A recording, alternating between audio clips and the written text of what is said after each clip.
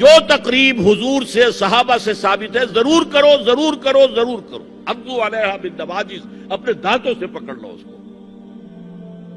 اور جو تقریب ثابت نہیں حضور سے اور صحابہ سے، یقیناً یہ کہیں باہر سے آئی ہے. یا تو ہمارا خاندانی ہم پس منظر جو ہے، اکثر تو ہندوؤں سے مسلمان ہوئے، وہ سادات ہوں، صدیقی ہوں، فاروقی ہوں، عثمانی ہوں، وہی ہیں نا جو باہر سے آئے تھے. باقی تو اکثریت یہیں سے، وہ اپنا ہندوانہ پس منظر لے کر آئے. تو جس کا ثبوت صحابہ کے دور میں نہیں، وہ یقیناً باہر سے آئی ہوئی چیز ہے. اس میں پھر سادگی نہیں، اس میں کمی نہیں، جڑ سے کاٹو اس کو. اس بنیاد پر ہم نے 5 فیصلے کیے، ذرا سن لیجئے آپ بھی. اگر آپ کوئی سوشل ورک کرنا چاہیں اس کو عام کریں. نمبر 1، نکاح مسجد میں. حدیث موجود ہے، ترمذی شریف کی روایت، اعلنوا ھذا النکاح واجعلوہ فی المساجد. نکاح کا اعلان عام کیا کرو، مسجدوں میں منعقد کیا کرو. میں حیران ہوتا ہوں کیوں نہیں علماء کرام نے اس کی طرف توجہ دلائی. حدیث ہے. ہاں میں مانتا ہوں ان کا کہنا یہ ہے کہ یہ یہاں جو امر ہے کہ مسجد میں منعقد کرو، یہ امر وجوب کے لیے نہیں ہے، استحباب کے لیے. مستحب ہے یہ کہ مسجد میں. تو بھائی مستحب کیوں چھوڑ رہے ہو؟ وہ اس لیے چھوڑنا پڑتا ہے، مولوی بیچارے کی حیثیت ہے ہی نہیں معاشرے میں کہ وہ کہے جناب یہاں آئیے میرے پاس، میں نہیں آؤں گا آپ کے گھر نکاح پڑھانے کے لیے. وہ اپنا رجسٹر بغل میں دبائے بیٹھا سوکھتا رہتا ہے. وہ تو آنی تھی بارات عصر کے وقت، مغرب بھی جا رہی، آئی نہیں، وہ بیٹھا غریب. پہلے 20-30 روپے ملتے تھے، اب 200 300 400 ملتے ہیں. اور کیا ہے؟ میں نے انہیں یاد دلایا دیکھو شرم کرو. عیسائیوں نے آج تک اپنے چرچ کی اور اپنے پادری کی عزت یہ رکھی ہے کہ شہزادے اور شہزادی کی شادی ہوگی وہ بھی پادری چرچ میں آئیں گے. شہزادے کی شادی ہو رہی ہے تو جو ان کی پارلیمنٹ کے ساتھ ہے چرچ، وہاں شادی ہو. وہاں پردہ نہیں ہے، لڑکا لڑکی دونوں آمنے سامنے کھڑے ہو کر قول و قرار کریں گے. ہمارے ہاں پردہ ہے تو اس لیے لڑکی کے گھر بھی جائیں گے تو لڑکی تو محفل میں نہیں آئے گی. لڑکی کا ایک وکیل ہوگا، وہ وکیل اجازت لے کر آئے گا، 2 اس کے گواہ ہوں گے، اس کے سامنے اجازت لی گئی، پھر وہ نکاح خواہ کو اجازت دیں گے، وہ نکاح پڑھا دیں گے. پہلی بات یہ ہو گئی کہ نکاح مسجد. نمبر 2، نکاح کے موقع پر کوئی دعوت طعام نہیں، کوئی ثابت نہیں. دعوت طعام صرف ایک ہے، وہ ولیمہ ہے. اور اس قدر معقول بات ہے، سب باپ اپنے سینوں پر ہاتھ رکھ کر سوچیں اور میری بات سنیں. کیا بیٹی کو گھر سے رخصت کرنے کا وقت جو ہے وہ خوشی کا وقت ہوتا ہے؟ جب بیٹی گھر سے جا رہی ہو، کوئی جانور بھی آپ قربانی کے لیے کوئی مینڈھا کو بکرا لے آئیں 8-10 دن پہلے اور بچے مانوس ہو جائیں تو وہ جب آپ ذبح کرتے ہیں تو پچھاڑے کھاتے ہیں کہ نہیں بچے؟ اور یہ لخت جگر ہے، نور چشم ہے، 18 20 22 برس گھر میں رہی ہے، وہ جا رہی ہے. خوشی نہیں ہے وہاں، صرف یہ ہوتا ہے اے سائی آف ریلیف کہ ایک ذمہ داری کا بوجھ تھا، اللہ نے آج پورا کرا دیا، اتروا دیا بوجھ. پھر بھی اندیشہ ہوتا ہے، پتہ نہیں مزاج ملے نہ ملے، نئے ماحول میں جا رہی ہے، وہاں جا کر ایڈجسٹ ہو یا نہ ہو، اندیشے پھر بھی ہوتے ہیں. تو ان سے مرغ پلاؤ کھانا اور متنجن کھانا کوئی معقول بات نہیں. معقول بات کیا ہے؟ لڑکا، اس کا گھر آباد ہوا ہے، وہ ولیمہ کرے، اس پر باقاعدہ حدیث اولبو ولو بشاۃ، ولیمہ ضرور کرو چاہے ایک ہی بکری ہو تمہارے پاس.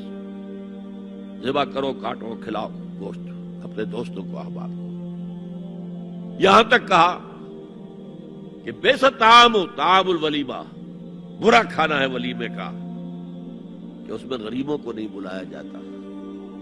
ظاہر بات ہے مسلی کھلانے کے لیے تو ولیمہ نہیں ہوتا، اپنے احباب کو، دوستوں کو بلایا جاتا. پھر بھی میں تم سے کہتا ہوں کہ جسے ولیمے کے لیے بلایا جائے وہ اگر نہیں جائے گا تو اللہ اور اس کے رسول کے حکم کی نافرمانی کرے.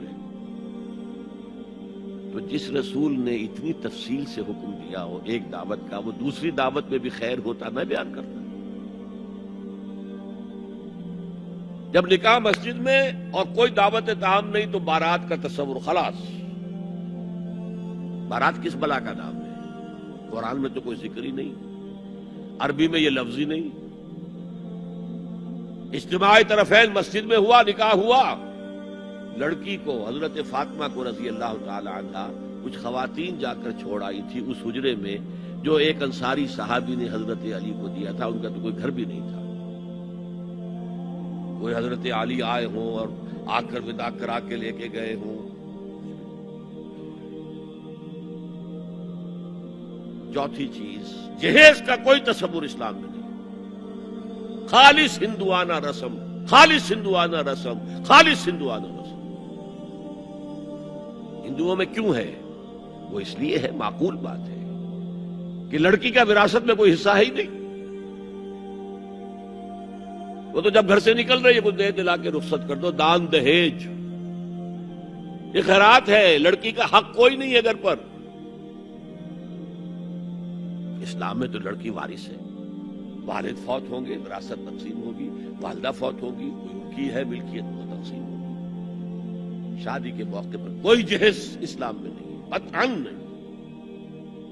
غلطی سے حضرت فاطمہ کے جہیز کو جہیز کہہ دیا گیا. وہ جہیز کیا تھا؟ ایک پیسہ بھی حضور کے اپنی جیب سے نہیں تھا. اس شادی میں خاص بات کیا تھی کہ دولہا کے ولی بھی حضور ہی ہے.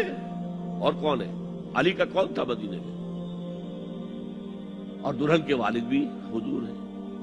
اب حضور پوچھتے ہیں حضرت علی سے، تمہارے پاس مہر دینے کے لیے کچھ ہے؟ عرض کیا میرے پاس تو کچھ نہیں. وہ فقراء صحابہ میں سے تھے.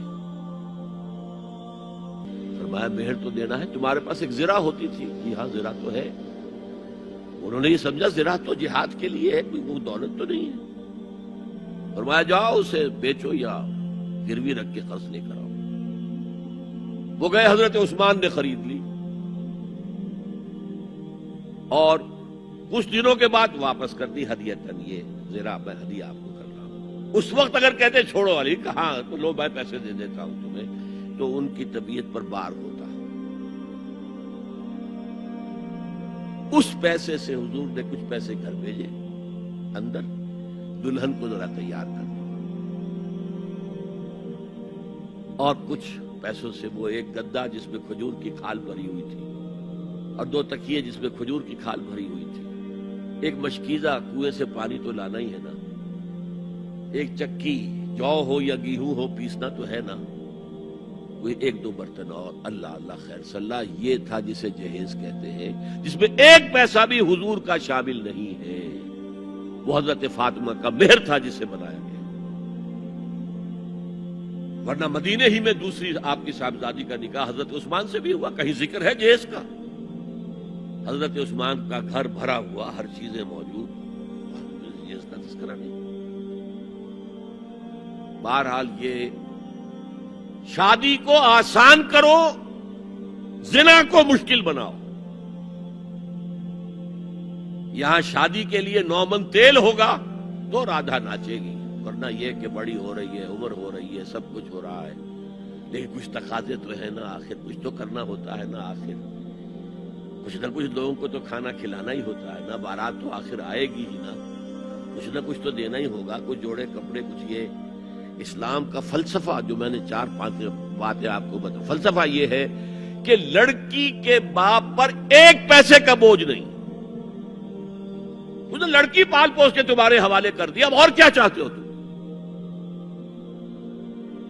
سارا مرد آزماں، مرد آفرین، مرد کو چیلنج دیا ہے. تم مرد ہو، مہر تم دو گے. اور سب سے بڑھ کر کیا ہو رہا ہے آج کل بھی ہوتا ہے، وہ ہمارے ایک کچھ کام ہوتے ہیں اسلامی، وہ بھی ہے کچھ وہی ہندوانہ پس منظر. نکاح کی محفل میں چھوارے کون لے کے آتا ہے؟